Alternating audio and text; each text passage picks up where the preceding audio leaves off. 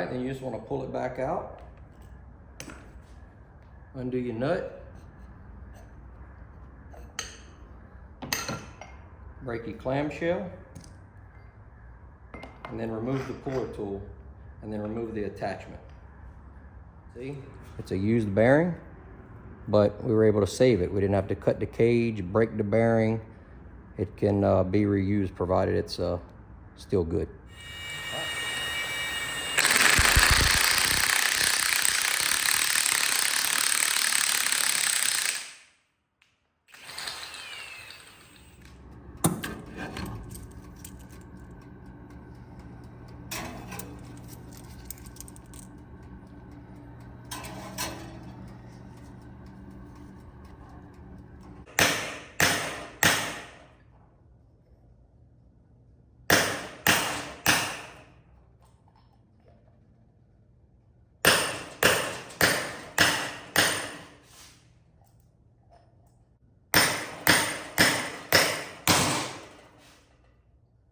You notice how it bounced like that? That's how you know that the bearing is seated on there.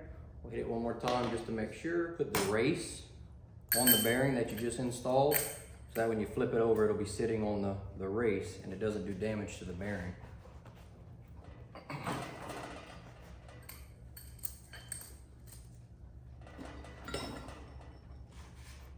All right, do the same thing. We'll wipe it up and then I'll put some grease.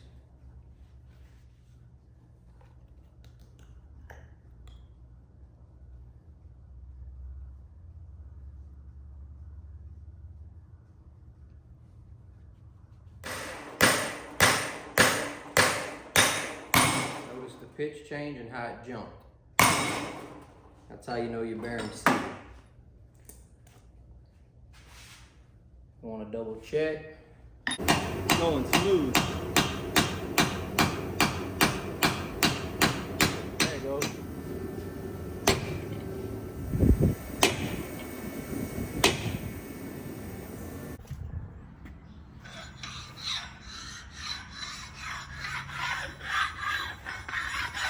All right, Mesh, you think we got the right gears this time? Hopefully. Second time's the charm. Been to the dealership twice. Looks like the right pinion this time.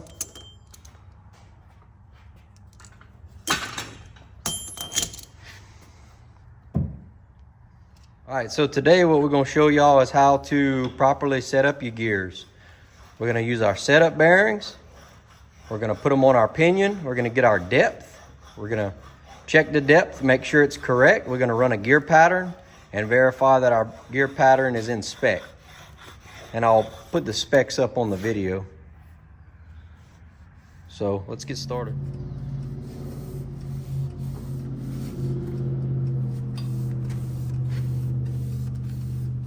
All right, so we're gonna get our pinion set up for depth check. What you wanna make sure is, first of all, you put your initial shim that come off of your factory pinion. And then the setup bearing that we made in the previous video, we're gonna use it for depth check. That way we can get a good pattern set up on it. So if you noticed, our bearing just slid on directly under, the shim's directly under the bearing.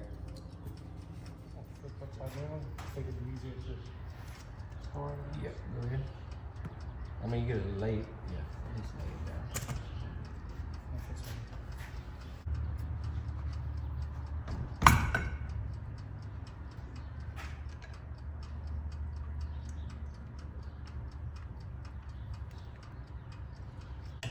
I didn't get the follow results again.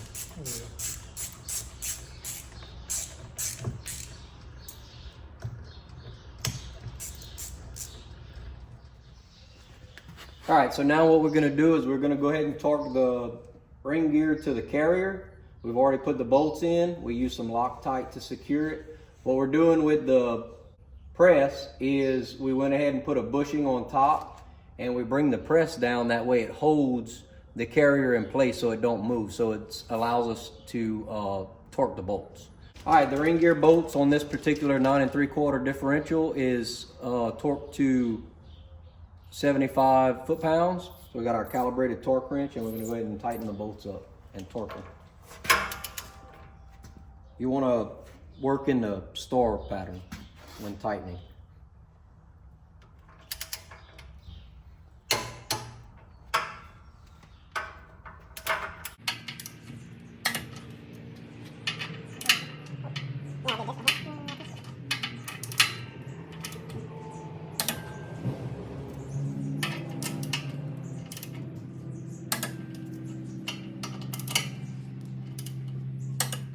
Now we're going to start to set up the pinion. So we got our shim underneath. We got our setup bearing. And then we're going to use the new rear bearing so that we could set up and check the depth of the pinion. All right.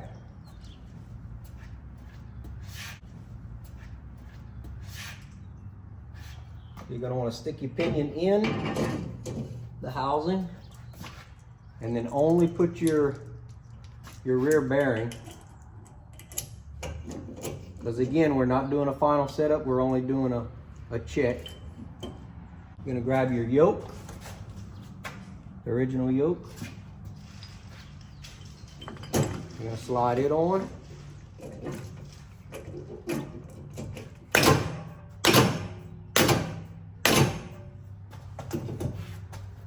All right, once you get your yoke on, you're gonna go ahead and put your nut, and then grab your 1 1/8" socket, and we're gonna run it up just till it's tight. You don't wanna over tighten it. You just wanna get a little preload filling on the yoke. So we'll run that up and show you.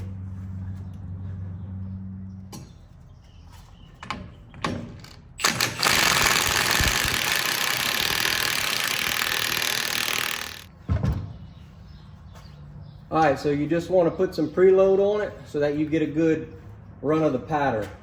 Again, we're just doing the setup, so this is not the final setup. This is just the initial setup to check our gear pattern run.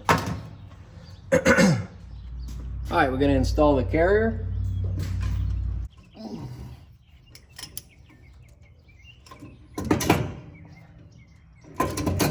All right, so we got the left side factory shim.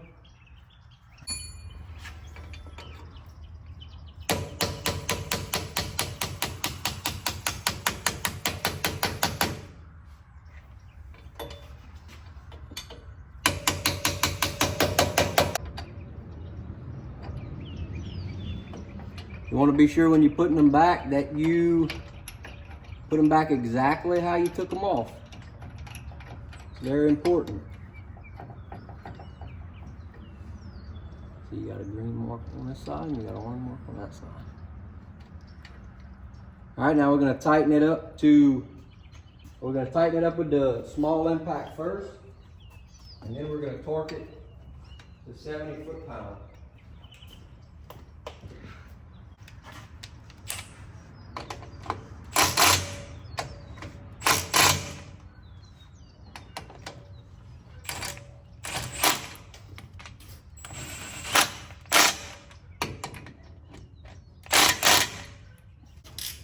All right, we're gonna torque the bearing caps to 75 foot-pounds. That's what the specs say to set it up at. There we go.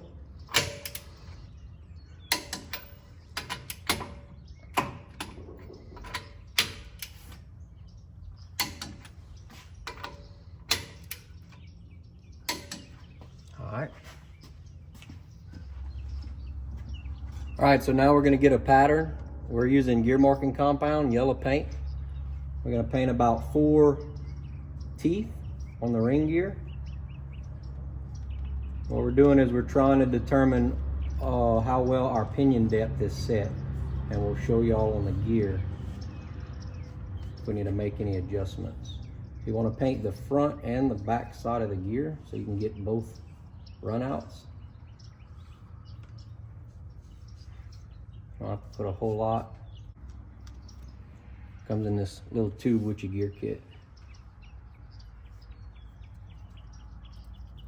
All right, so we got 4 teeth painted. We're gonna run our pattern and see what we get. Yep, ready to spin it. All right, you want to apply angle mesh? Go forward. You want to apply a rag so you put pressure on the ring gear as you're making your pattern. All right, go back. All right, other way. Keep going. All right, other way. Other way. Other way. Other way. All right, pull it all the way forward. All right, stop.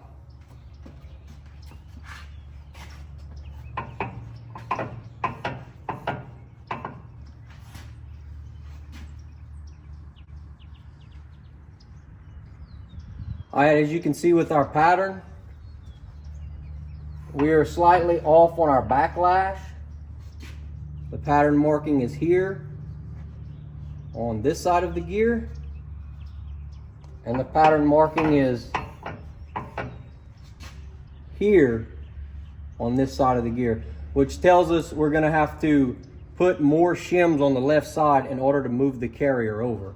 So we'll do that last, but for now we're just checking the pinion depth, and the pinion depth is the distance between the top of the tooth to the bottom of the tooth. You want to make sure you're in the middle of the tooth itself from top to bottom. So when you're looking at the drive side of the gear, which is here, our tooth is dead center, which tells us we do have the correct shim, in place. So you want to be dead center from top to bottom of the tooth, and it looks good. I'll run it one more time just to make sure.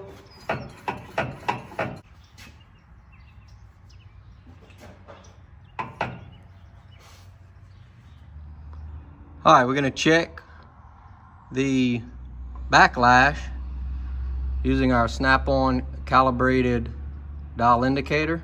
So you basically check and run out, and right now we have about, was that 12 thousandths mesh? 13 thousandths. All right, so we'll check and see what spec calls for. What I like to do, I like to take an old bearing, cut it, make it the same size where it fits on top, where it ain't pushing on the cage.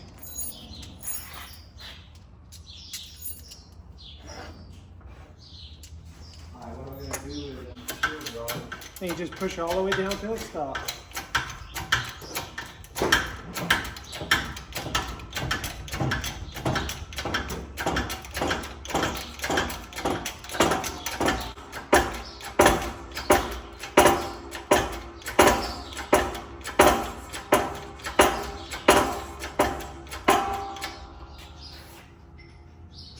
So you can feel that also.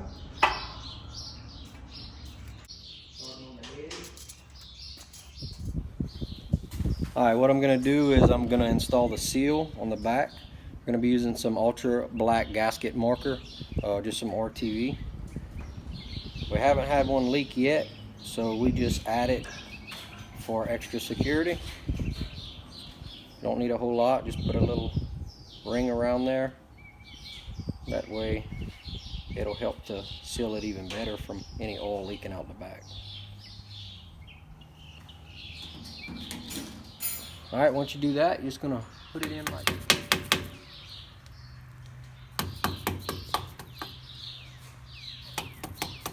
All right, so here's the new pinion. We pre-lubed the bearing with the Lucas hub oil. We put our crush sleeve on, and then what we're gonna do is go ahead and install the pinion.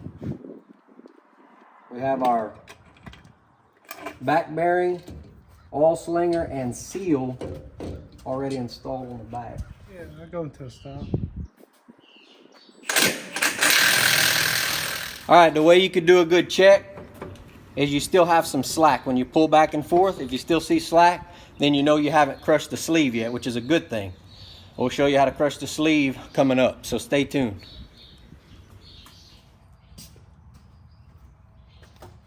All right, so what we use to do this is a 3/4 breaker bar with a reducer from 3/4 to 1/2. And then we use 1 1/8" socket for the nut. What we're gonna use is this snap-on torque multiplier to help us crush the crush washer. All right, y'all ready? Yeah. Watch it close, because we ain't gonna do it probably but once, huh? Yeah, I'll check. Ooh, there it's seated.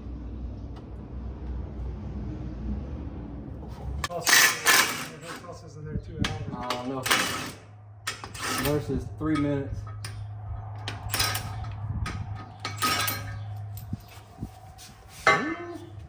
She's getting there.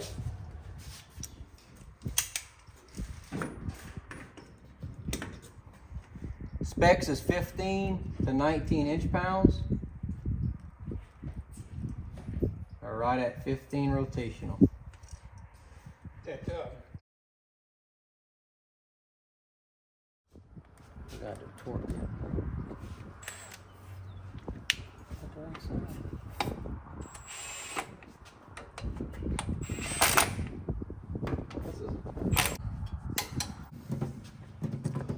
Alright, this is the important part, huh?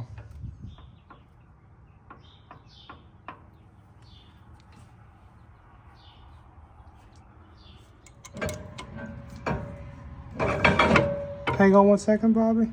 Now I gotta pull that one out. All right, push yours in now. Push it in. Yeah. All the way. All right, pull it out. I gotta push it some more.